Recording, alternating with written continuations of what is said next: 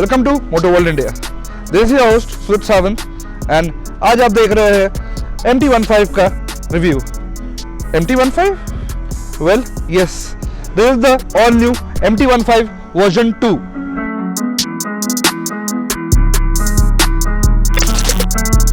What all is new ये मैं आपको बताऊंगा कुछ ही देर में, बट जैसे कि आप देख सकते हैं MT-15 जो यामा की मॉडल थी उसको पूरी तरह से अपग्रेड किया गया है। What are the new things? Well जैसे कि आप देख सकते हैं ULD फोक्स नए हैं इस गाड़ी में। आप ये लोगो देख रहे होंगे जो कि आपने TVS यामा की बाकी गाड़ियों पे देखा हुआ है। Well this is the Y connect logo, जिससे कि समझ में आता है कि अब MT-15 को भी ब्लूटूथ कनेक्टिविटी मिलती है। And the third is the most important change जो कि इस नए वर्जन में किया गया है, that is the aluminium type box swing arm.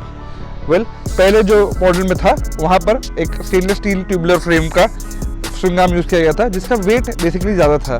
अब जो है एक एल्यूमिनियम फ्रेम यूज़ किया गया है जिससे कि ओवरऑल परफॉर्मेंस एंड गाड़ी की राइड क्वालिटी काफ़ी बेहतर हुई है। चलिए अब चलते हैं इस गाड़ी के बारे में बात करने के लिए। सबसे पहले बात करते हैं डिज़ाइंस की। वेल डिज़ाइन की बात करूँ तो जैसे कि आप देख सकते हैं फ्रंट एंड से गाड़ी में ज़्यादा कोई डिफरेंस आया नहीं है। The headlight is the same that we saw in the MT-15 version 1। Indicators भी काफ़ी सिमिलर है। You have option of LED indicators too which is as accessory. Other than that क्या चेंज हुआ है? फ्रंट पे जो है 282 mm की डिस्क है जो कि स्टैंडर्ड थी पहले भी मॉडल में, उसी को कैरी फॉरवर्ड किया गया है। फ्रंट ब्रेक पर जो है ABS अवेलेबल है। The only problem here I feel is that यहाँ पर सिर्फ सिंगल चैनल ABS का ऑप्शन दिया है यामा ने। ये जो अपग्रेड्स दिया है इस ओवरऑल चीज़ में अप्रॉक्सीमेटली 14,000 प्राइस उन्होंने बढ़ाई है। And in Maharashtra this bike retails at 1,61,000 rupees. But ये जो प्राइस चेंज है 14,000 डज इट जस्टिफाई, क्योंकि इसे ULD दिया है, बॉक्स स्विंग आर्म दिया है, ब्लूटूथ कनेक्टिविटी दी है। But I still feel that एक ड्यूअल चैनल ABS अगर यामा यहाँ दे पाता, the package would have been much better and much sounded like a complete package. Right now rear पे जो है वो 220 mm की डिस्क ब्रेक्स है, बट एज आई सेड वहाँ पर कोई ABS फंक्शनैलिटी नहीं है, तो you'll feel your rear wheels locking at moments when you push it hard, really hard. Tyres की बात करूँ तो फ्रंट पे 110 सेक्शन टायर है, on the rear it's a 140 section tire. Both are provided by MRF and they provide ample grip, I would say ample decent grip, but when you try to push it hard the tire does skid. So basically जब आप ये गाड़ी लेंगे तो you might feel that the tires and the braking bite could have been better. Well उसका solution एक ही होगा, you need to upgrade to better tires. Maybe something from Michelin will give you better bite. One specific thing about the braking part, इसे single channel ABS तो दिया ही है. One more thing what could have been better here on the bike itself is the brake lines. Yamaha has used rubber brake lines, rubber hoses here. Right now जो technology चल रही है वहाँ पर लोग स्टील ब्लेड लाइन्स वापर रहे हैं। स्टील ब्लेड लाइन्स में एक्सपेंशन नहीं होता, ऑयल डिग्रेडेशन भी कम होता है, ब्रेकिंग बाइट जो है वो काफ़ी बढ़िया मिलती है। Well that is one thing that I missed here, क्योंकि स्पेसिफिकली जो फ्रंट ब्रेक है हाई स्पीड पे यूज करने पे somewhat spongy feeling देता है, and that is something that could have been better. Yamaha should have looked into it. Other than that, it's the same 10-liter fuel tank here available, जो कि पहले भी गाड़ी पे थी। की पोजीशन भी वही है, fuel tank lid similar type में है, बस चेंज हुआ है वो है नए colours. Now there are new colors available. This is the white black combo. There's a pure black combination. There's a cyan and black combination, and there's the Yamaha Racing blue and the black combination. These are the four options that you really get right now currently with the MT-15 2.0. Other than that, the seat is काफ़ी लंबा चौड़ा, काफ़ी comfortable है. It's काफ़ी comfortable for riding in city as well as long rides. Pillion seat, well, it seems to be a bit short. Pillion अगर कोई heavy होगा या काफ़ी हैवी पिलियन होगा या काफ़ी हेफ्टी होगा, he might have a bit difficulty sitting on this pillion seat since the suspension tuning is also bit changed. आगे के जो USDs है they are now much more stiffer than before, जो पहले telescopic forks थे. So at high speeds you get much better control, much better agility.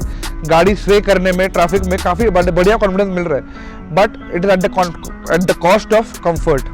अब problem क्या हो रहा है, रेयर जो सस्पेंशन है उस पर कोई प्रीलोड सेटिंग नहीं दी है यामाहा ने, तो कोई भी बैठे it's the preload is not rightly adjusted, so काफ़ी ज़्यादा बाउंसी हो जाता है राइड, काफ़ी ज़्यादा स्टिफ है suspension, it's not really comfortable. या हाईवेज पे काफ़ी क्लीन रोड्स पे, टारमैक पे, सीमेंट पे you will enjoy riding the bike. But as soon as road में अंडुलेशन आए, रोड खराब हो, जो कि इंडिया में it's a common fact as you know, तो वहाँ पर जो है काफ़ी पेन, काफ़ी दर्द, डिस्कम्फर्ट जो है rider will feel, specifically on back roads. And Yamaha should have thought about this, specifically when they are making a bike for India, they should have tuned it for the Indian conditions actually, at least. So comfort is something that has to be worked on. Other than that, let's move ahead. Other than that, on the rear section, ये जो इन्होंने panels बनाए हुए हैं, ये जो rods है, they work as saddle stays as well as a grab handle for the pillion to hold. But they are a bit weird. Specifically जब आप गाड़ी में बैठते हो और उतरते हो, तो पिलियन के कपड़े, पिलियन की jeans, yeah, whatever they are wearing, there's a high chances that they might get stuck here. And we did interfere that, we did go through it जब हमारे पिलियन, हमारे जो शूटिंग क्रू है हमारे साथ बैठा था, and they did face a bit discomfort उतरने में and getting on the bike. Other than that, बात करूँ तो इसको जो मैग व्हील्स है वो रेड कलर के है, they are supposed to be for road only and this is no way is a off-roader bike, ना इसके नाम में कहीं पर है, ना आप उसकी कोशिश करें। टायर भी जो है वो रोड स्पेक है, Rev ZS है, तो they are specifically made for tarmac. To add to the looks, वहाँ पर इंजन को एक अंडरबेली दी गई है जो कि फाइबर की है, so it won't do the job of protecting your engine from really hard and sharp object, but it adds to the look and decent gravel and छोटे मोटे पत्थरों से इंजन को बचा लेगा।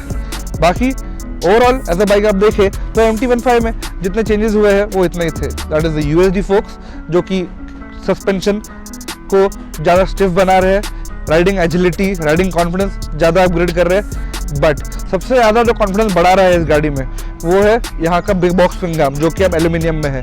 पहले जो MT-15 थी कॉर्नर्स में you would get that sway, you would feel the bike not being really stable, but right now due to this light weight aluminium box swing arm the bike handles really well, it shoots well, it rides really well and it controls really well. Overall जो है confidence काफ़ी बढ़ जाता है। और क्या change हुआ है इस MT-15 में? Well they have tweaked with the engine tuning now. पहले जो पावर थी वो पावर बैंड जो थे शुरू होते थे समवेयर अराउंड 4000 RPM एंड उससे ऊपर फ्लैट जो है टिल 7000 RPM था। देन द VVA जो कि है वाल्व एक्चुएशन टेक्नोलॉजी, जिससे कि इसके इंजन में you will see normal engine में सिर्फ एक कैमशाफ्ट आता है।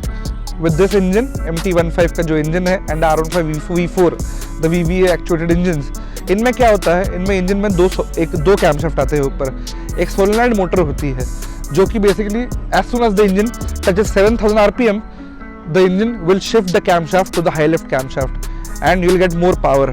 High lift camshafts are basically made for more power and more performance. So after 7000 RPM you can stretch this bike right up to 11,000 RPM and that is what the bike loves. इस bike को चलाने का असली मजा उसी में है कि आप उसको खींच के चलाओ।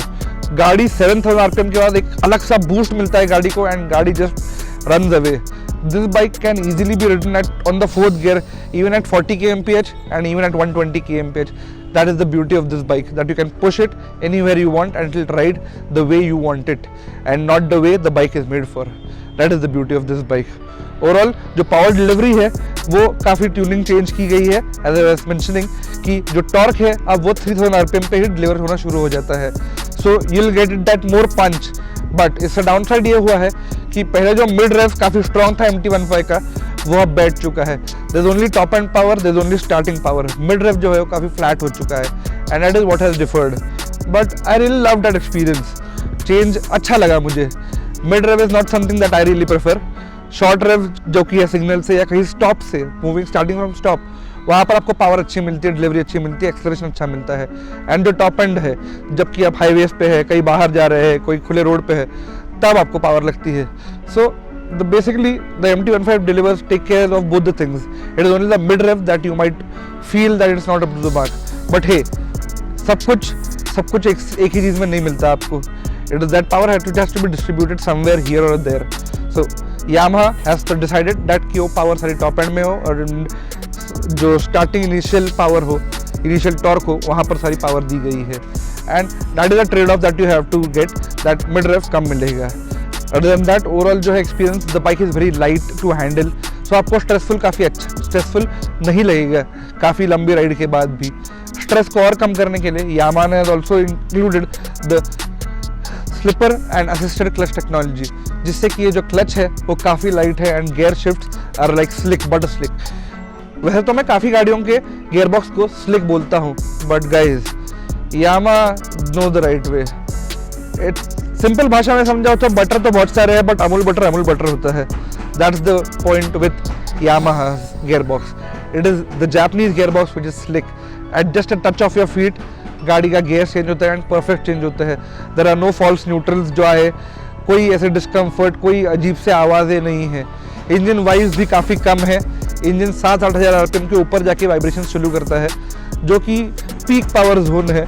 एंड वो उतने जोन में आप शायद ही सिटी राइड में करते हुए शायद ही आप वहाँ पर पहुँच पाए गाड़ियों को लेकर। सो ओवरऑल जब आप सिटी में चलाएंगे गाड़ी काफ़ी कंफर्टेबल, काफ़ी आरामदायक एंड काफ़ी अजाइल होगी। 150 सीसी की गाड़ी जो आपको 50 का माइलेज भी दे पाए एंड आपको 120-130 की एमबीएच के टॉप स्पीड भी दे पाए। That is what this MT-15 offers and that is what Yamaha is offering you today with this new MT-15 version 2. Well, overall I feel that it's a pretty nice looking bike. Fit and finish is really nice. Comfort is something that has to be worked upon, but then the ride quality is race spec. You can take this machine on a racetrack and just drive it around, take it into deep corners, and the bike won't disappoint you at any place. This is all, ladies and gentlemen, that we had to tell you about the new MT-15 version 2. If there are any other doubts that you have or any other questions that you have for us, please write them in the comment section and we'll get back to them with our answers. Thank you very much, ladies and gentlemen. This is your host Suraj Sawant signing off. Have a good day.